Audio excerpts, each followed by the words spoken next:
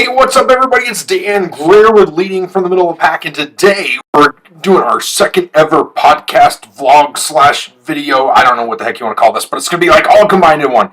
So if you're listening to the podcast, you might want to check out the video that we're launching of this. It's going to be on YouTube and Vimeo and a couple other places, which is way cool. And you can check out our social media feed. And if you're watching the video and you just want to listen to the podcast, well then just jump on the podcast. It's called Leading from the Middle of the Pack. And so just first off, I want to say thanks for everybody being here. Second off, I want to say thanks for hanging with us through this experiment, because I know that it kind of gets a little crazy sometimes when we do some of this stuff. And so just glad that you guys are here. And then next thing I do is I just want to jump right into content. So we're going to jump right into it. We'll be right back in just a second.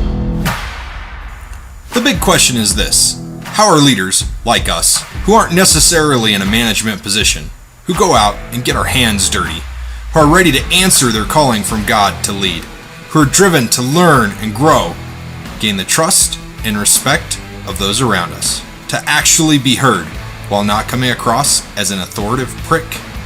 These are the questions, and this is the podcast that will give you the answers.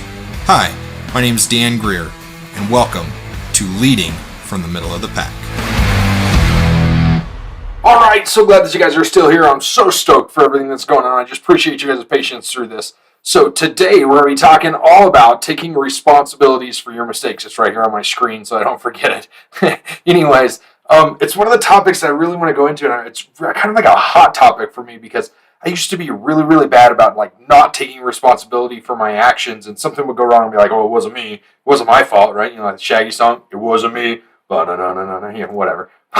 Anyways, that's the way I was, right? I couldn't take, not that I couldn't, but I wouldn't take responsibility for my actions. When something was go wrong, it wasn't my fault, right? I remember one time that I was the only person doing something. I was working on this hot oil tank, and I was heating oil in the middle of winter. It was cold. Stuff turns into a brick, and you got to run fire through the middle of it and heat it up, but you can't burn it, and you got to circulate it, and there's all this stuff that you got to do. And I was and I was the only person using this tank, and they had this lunch thing for everybody else, and I really wanted to go. And so I went to it, right? Because everybody else was gone. Because why not? Why shouldn't I go? Even though I was doing something else, right? I felt all whatever, I needed to be there. And so I went in there. When I came back, there was this huge mess outside. I was like, what happened? I didn't, it couldn't have been me. Everything was sort of perfect before I left. I wouldn't take responsibility for what had happened. And here's what that did is, I know that there were some people that are yeah, somebody must have sabotaged him. But nobody probably sabotaged me. The truth was that I probably had one valve that wasn't open quite right, and I left it for 2 hours. And so now they're watching it the whole time, and I probably spilled $2,000 or $3,000 or $4,000 worth of material, in the end. And so my thought is if I can claim those mistakes now, and I can help other people claim those mistakes, that's really big part of leadership, is taking responsibility for what goes wrong. And I think we forget about that sometimes, right? There's times in life where we're sitting here, and it's not always easy to take responsibility for what's going on in life. When things are really good, it's really easy to take responsibility, because it's hey, man, things are great. I'm responsible for this greatness. Ah! But when things aren't so good, it's oh, no, yeah, I didn't do that. No, that wasn't me. No. That piece of drywall falling down? No, it wasn't me. That truck running over that cone? No, it wasn't me. Man, it couldn't have been me. Somebody must have kicked that cone in front of me, right?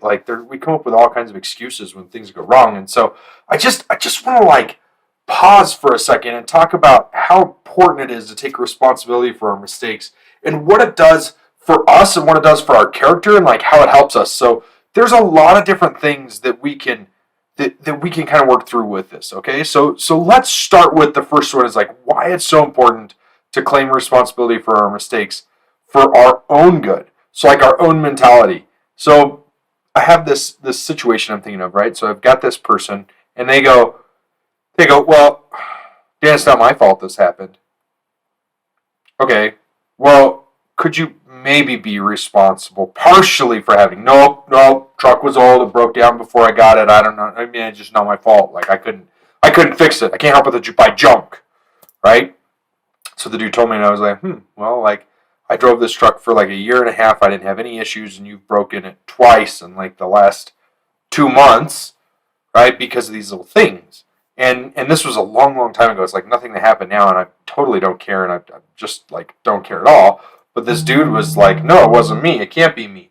I didn't do that. You know what I mean? Like, it wasn't me.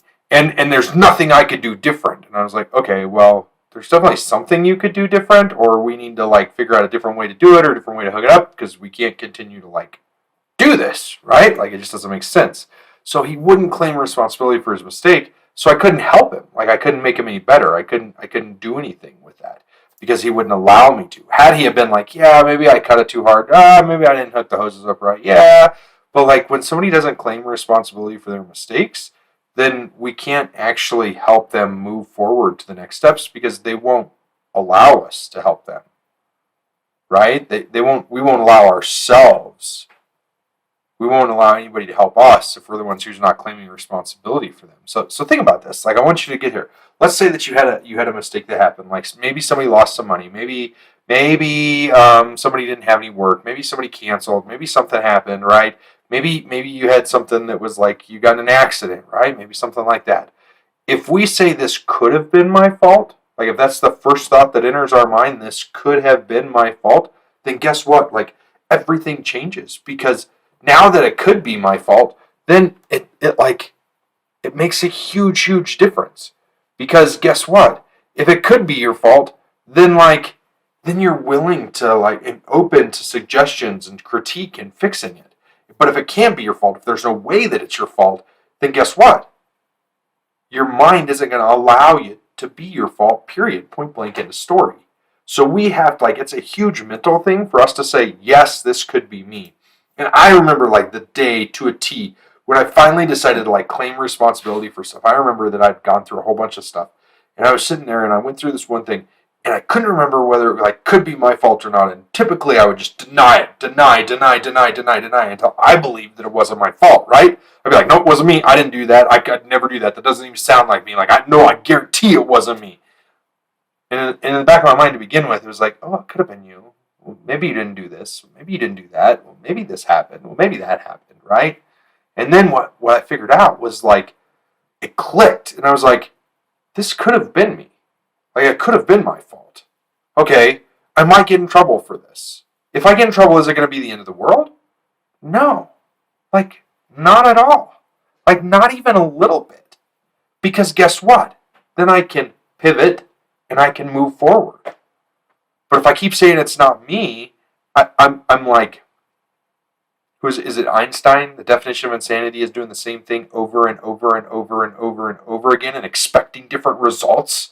Like, that's what Einstein says, and that's what we do when we don't claim that responsibility. Like, when we don't allow ourselves, when we say, no, it wasn't me. It wasn't my fault. It couldn't have been me. I couldn't do anything different. It's all them. It's all their fault. It's their fault the truck broke. It's their fault we lost this job. It's their fault that this person happened, or this accident happened, or this went this way, or that went this way, or we lost that customer, right? Right? Did you see what I'm saying? You see how that responsibility makes such a big difference on you? Like, claiming that responsibility mentally? If you don't think you're the reason or a potential reason why a customer left your company, then guess what? Then you've got a bigger issue. Because you're always a potential reason why a customer left your company, even if they're not your customer. Even if you only touched them once.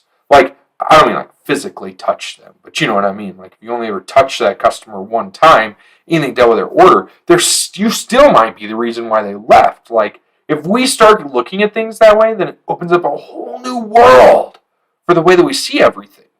All right? Now, the next thing that I want to talk about is like why it's so important that we claim responsibility for those around us. Okay, now I don't mean like saying that, yes, it's our fault for what they do. That's not what I'm saying. I'm saying that we claim responsibility for what we did so other people around us can see it as well. So let's think about this. Everybody who's listening to this is in some type of leadership position. Whether you know it or not, whether you want to claim it or not, you're some type of leader, right? Guarantee you're either a leader of your house, you're a leader of your friend group, you're a leader at work, you're a leader at church, you're a leader in a group, you're a leader in an organization. You might be a leader somewhere completely different than I didn't even name, right? But you're a leader somewhere in your life. Nobody is always a follower. There's always somebody following you. Okay? That's for a whole nother topic, whole nother podcast, vlog, whatever you call this thing we're doing now. But anyways, it's for a whole nother day. But my point is like, when we claim responsibility for what we do as a person, then guess what happens? Those around us actually lift us up higher because they go, oh, this person's human. Nobody wants to deal with somebody who's not human. Nobody wants Superman by their side all day long. You know what they want? They want somebody who's vulnerable. They want somebody who's real. They want somebody who makes mistakes but claims their mistakes. Those are the best leaders in the world. Somebody who's perfect, that guy doesn't exist. That gal doesn't exist. They're gone. Like they've never existed ever. There's been one perfect human being to ever walk this earth, and even he got angry one time. And his name was Jesus, okay? And he turned over some tables and made some whips out of some braids and drove some people out of a temple because of what they were doing, right? But I digress. My point is that, like, even after that, he claimed what he did. Like, he's like, man, I lost my temper. I shouldn't have done that. Right? And you can guarantee he had remorse for what happened. And what do you think happened when he did that to his disciples, to those around him, to the people who were following him? Do you think they were like, oh, man, this guy, whew, can't hang out with him no more. Man, he's just like, whew. Or do you think that actually gave him more of a platform to stand on and they trusted him even more than they used to? That's right, it's the second one. They trusted him even more. And here's what I found out. Like, I've made mistakes, okay? So we've launched DotDocs. DotDocs is this program. It's super cool. If I move the right direction, you can see it behind me on the screen, right? It's back there. It's hiding. It's cool. It's awesome. And it's this phenomenal product that's all about, like, DOT compliance, which nobody gets excited about besides me. I'm like the one weird idiot in the world who gets excited about DOT compliance. And there's a lot of people who get excited about leadership, but, like, my big thing is, like, DOT compliance, right? And then I know that there's other things that go with it, like leadership and training and all kinds of other stuff like safety. But my point is, like, we've launched this software that's behind me, okay? So, like, we totally launched, we built DotDocs, we launched it out in the world, we're using it, it's building validity, and I'm like, why can't we get more people to use this? Well, it can't be my problem. The software can't be flawed. We can't have an issue with my marketing because my emails are the bomb and my podcasts or vlogs or videos everybody tunes into. I mean, I think the first one I launched, there was like one person that listened to it. And like, I've been getting better and better and better. And there's more and more people. And then I launched this vlog, and I guarantee, like, this is my number 2 vlog, okay? So, like, my guess is on this video, we're going to have, like, one person. And on the podcast, we're going to have, like, 50. And then eventually this podcast will be played like 1 million times, okay? Because there'll be more people, and there'll be people who go back and listen to it. But my point is where I'm going with this with DotDocs is that it's like, we launched this, and if we're not gaining traction, I have to claim responsibility for that so that I can pivot and fix it. Because if I don't go, hey, we're not gaining enough traction as fast as I want to, right? But I'm doing everything perfect, then it's never going to get better. Because everybody around me is going to be like, oh, well, this dude, I'm never going to give this guy advice because he's perfect, right? Like, quote unquote, perfect. I'm never going to give this person advice because they're never going to listen to me, right? And actually, when we don't claim responsibility for what we do, what it does is it takes us off that pedestal, and it actually lowers us. It puts us into a lower place than where we used to be because we didn't claim responsibility for what happened. So Russell Brunson was actually, he's somebody that I follow. I don't know if you know anything about him, but he's one of the dudes, one of the co-founders of ClickFunnels, and he's like the marketing wizard behind it is what I like to call him.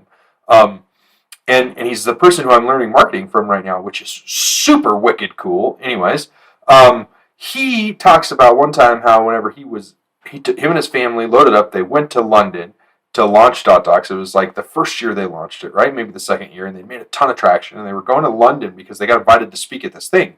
And he's like, I'm supposed to be going in and selling DotDocs at this conference in London. And he's like, and I land in London, my phone just blows up. And he's like, I open Facebook and I open my text, and there's like 1 million people saying how much they hate me and how bad the software is, and they're losing money, and I'm a dirty, rotten human being. And like, he's like, I had 2 options. One is I could cower in the corner and hide behind my developers and blame them and be like, oh man, something bad happened, right? It's not my fault. Or I can say, hey guys, we're having some issues. We're working through it. We are going to get your stuff back online. You are going to be good to go. Don't stress. We've got you taken care of. And we'll do everything in our power to make it right. And so he went live on Facebook and whatever else was at that time, did a video saying pretty much verbatim what I just said, right? Like, we got your back, we got you covered, we got problems, we know we got problems. But he took responsibility for what was going on. You know what that did? The people who had a fire under their butt because they thought they were getting screwed just threw water on top of it. Just put it all out, right? And then the other wicked thing that happened with that was it actually raised him up on a pedestal because now they all trusted what he had to say because he didn't hide, he didn't cower, he didn't come up with excuses. He's like, man, we're going to do everything we can. Development's working around the clock to get this fixed. There's nothing I can do about it from where I am, but I'm watching this and keeping up with everything that's going on. Do you know what a decision that was that he had to make, whether to cower and hide, which is the easy route, which is the route that Satan wants us to go down, or the route to stand up and take responsibility for it and be like, guys, we will make it right? He took the harder route. But what happened when he took the harder route? It got better. Life got better. He got better. Things got better for him in general, right? Like, he literally now runs a $400 million a year company, something like that, and it's awesome what he's doing, right? And it's all because he took responsibility. Well, it's not all, but it's partially because he took responsibility for what he was doing originally. So that's like, it's key to the people around us to take responsibility for our mistakes. It's key to us personally to take responsibility for our mistakes. And it's key to the people who look up to us, right? Because there is people who look up to us. I don't care who you are. I don't care where you're at. There is somebody in this world that looks up to you. I guarantee that there is somebody or something in this world that looks up to you and go, wow, I admire you for what you do. And it may not be in everything in life, but it's going to be in part of it, right? And so like, it's to them as well. Because they've already got you on this pedestal, which I don't necessarily agree with, but I do it with people. Right? Like, I do it with Tony Robbins. Tony Robbins is on this huge pedestal for me because he's somebody that I look up to. He's somebody that started from nothing and has grown, and he claims responsibility for his mistakes. And he does all this stuff, right? And so he's somebody that I can model. Success leaves clues. He's somebody that I can model in order to get better. Right? And so I guarantee that you're on a pedestal to somebody, and when you claim that responsibility, it just throws another book underneath you and makes you just a little bit higher. But whenever you don't claim that responsibility, it yanks a whole foot out from underneath you and you fall down fast. So was it Churchill? I think it was Winston Churchill that said that it takes years to build a reputation and minutes to destroy it. And I agree with that. And that's part of the reputation, right? That's part of what we do is we've got to claim that responsibility to build the reputation that we want. We need to be the person we want to follow. Let me say that again. We need to be the person we want to follow. Don't be the person you want to be. Don't be the person you think you should be. Be the person you want to follow. Because if you do that, then you're going to be phenomenally better than anybody else that you could think of in this world to follow, because it's going to be awesome. Well, guys, I know that we're running a little bit late, but I love it. Glad that you guys are here. So stoked that you're still hanging out with us. If you're watching this video, I want to say like it, subscribe to one of the channels you're seeing it on, follow us, have lots of fun. If you're listening to it on a podcast, good for you. Stoked you're here. Like it and review it. I got to say one more thing. If you don't like the video, if you don't like the podcast, why in the world did you listen to it this long? You just as well to find something better to do with your time. Don't bother doing anything else. Just find something better, because you don't want to waste your time on me if you don't like the material I've got. So guys, that's it. Hope you had a great day. Like us, rate us, leave us a review, follow us, subscribe. There's a million other things that I should probably be saying in there, but I don't know what to say. So we'll see you guys on the flip side. Later. Bye.